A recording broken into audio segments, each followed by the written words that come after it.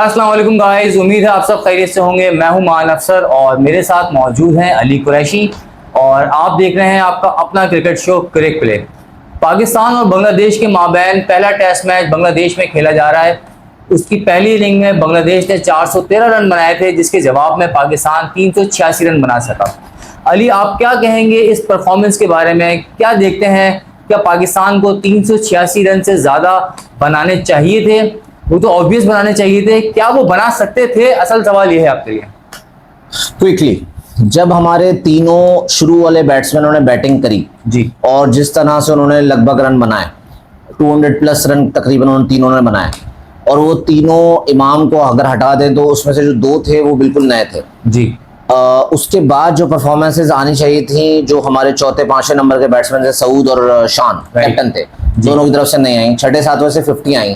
Test match है भाई, ये 50 का गेम नहीं होता। यहाँ पे बड़े रन बनाने होते हैं। सही है ना? यहाँ पे आपको 100, 150, 200, 300 रन बनाने होते हैं। आप 50-50 बना के वो आईपीएल और पीएसएल और T20 की आप परफॉर्मेंसेस दिखा रहे हैं इस तरह से। खैर, इन शॉर्ट, हमने रन कम बनाए, हम आराम से 450 क्रॉस कर रहे थे, हम 500 को टच करने जा रहे थे। अब जिस सिचुएशन में हमारा मैच है, मैच बहुत टफ हो गया है और कल का फर्स्ट और सेकंड सेशन बहुत ज्यादा टफ रहेगा। इस पे फर्दर बात करते हैं आगे, मगर ये मैच बहुत ज्यादा टफ हो गया है और बहुत चांसेस हैं कि ये मैच हमारे गले पड़ रहा है। अच्छा अली, आपने जो निशानदेही करी कि जहां से हमारी बैटिंग लाइन कोलैप्स करी, आपने शान मसूद, सऊद शकील और इसके बाद गालिबन मोहम्मद रिजवान और सलमान अली आगा ने बैटिंग करी।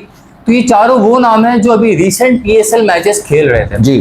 तो ये आपको क्या लगता है, क्या पीएसएल खेलने के बाद फॉरेन टेस्ट क्रिकेट में आना, तो क्या ये एडजस्ट नहीं कर पा रहे हैं अपने आप को इस टेस्ट? अच्छा, इसके ऊपर हम पूरा एक शो करेंगे कि ये जो प्लेयर्स के ऊपर जो ये बर्डन है, और प्लेयर्स ने कुछ ने खुद लिया हुआ है, कुछ पे डाला हुआ है। राइट। और आपने अभी 4 दिन पहले जहां 25 पे 50 बना रहे थे, वहां आपको 50 पे 20 बनाना है। बहुत बड़ा फर्क होता है इन चीजों का। आपका पूरा माइंडसेट चेंज हो जाता है। खुद लोग अपने ऊपर अप्लाई करें इस चीज को। 4 दिन में इधर और 4 दिन में उधर, बहुत मुश्किल होती है। एडजस्टमेंट करवाई जा रही है और कुछ ये लोग खुद भी करना चाहते हैं, जैसे शाहिन शाह टाइप के आदमी और बाबर आजम वगैरह।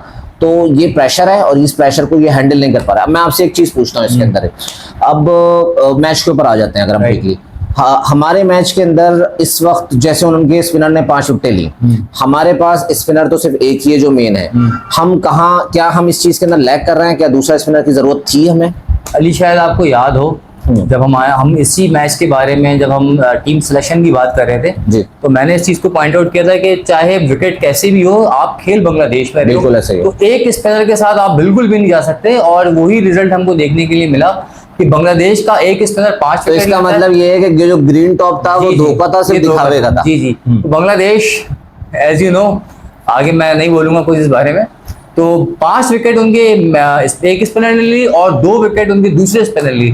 तो 7 विकेटों का कंट्रीब्यूशन रहा स्पिनर्स की जानिब से बांग्लादेश की टीम की जो परफॉर्मेंस थी। वो बनाने ऑस्ट्रेलिया की विकेट गए थे, बांग्लादेश की गई। राइट।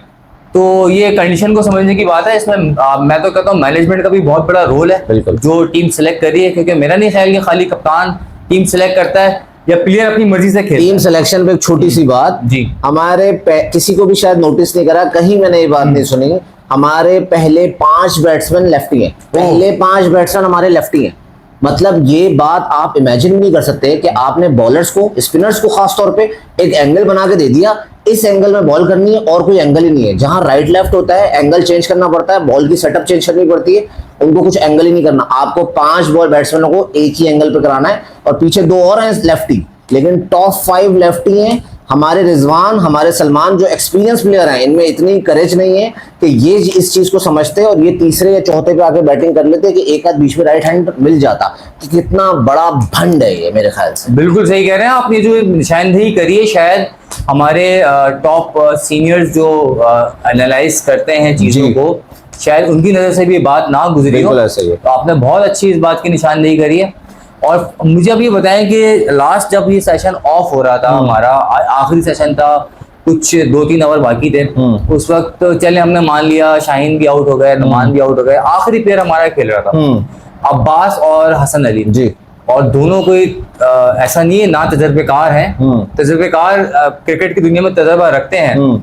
इस सिचुएशन में जिस तरीके से हसन अली अपनी विकेट गंवा कर गए, आगे निकल कर उन्होंने छक्का मारने की कोशिश करी और वो आउट हो गए, तो इस पे आप क्या कहें? हसन अली के बारे में मैं सिर्फ बहुत छोटा सा कहूंगा, बहुत थोड़ा सा कहूंगा, क्योंकि वो एज ए बैट्समैन भी नहीं है, मगर हम उनसे एक्सपेक्ट करेंगे क्योंकि उन्होंने इनिंग्स खेली हैं, वो इस तरह एक्सपीरियंस रखते हैं कि एज ए बैट्समैन नहीं, एज ए सेंसिबल इंसान वो एटलीस्ट बिहेव करें जब वो विकेट में इतने मैचेस खेलने के एक्सपीरियंस के बाद। मगर जो उनका बॉलिंग में एटीट्यूड है, जो उनका बॉलिंग में माइंडसेट है, वही माइंडसेट उनका बैटिंग में भी रिफ्लेक्ट करता है। कोई सेंस नहीं है, कुछ समझ नहीं आता, बस खेल रहे हैं, अल्लाह ने खिलाया हुआ है, थोड़ा बहुत टैलेंट डाला हुआ है, उस टैलेंट की बेस पे खेल रहे हैं, ना अपने आप को ठीक करने का सोचते हैं, ना अपने आप को कुछ बेहतरी की तरफ लेकर आना चाहते हैं, और बस चलते रहते हैं। चलिए क्विकली ये बताएं, कल पाकिस्तान को क्या करना है? First session is very very important. 4 से 5 फड़काने पड़ेंगे अगर आपको मैच में आना है। 4 से 5 नहीं फड़काए, अगर आप 1 या 2 पे रह गए और सेकंड सेशन में 4 या 5 तक गए, तो ये मैच ऑलमोस्ट आपको लग रहा है, क्योंकि मेरे हिसाब से अगर उन्होंने 250 रन कर लिए तो ये आपके गले पड़ जाएगा। मैं इसको क्लोज करूंगा आखिरी रिमार्क्स के साथ।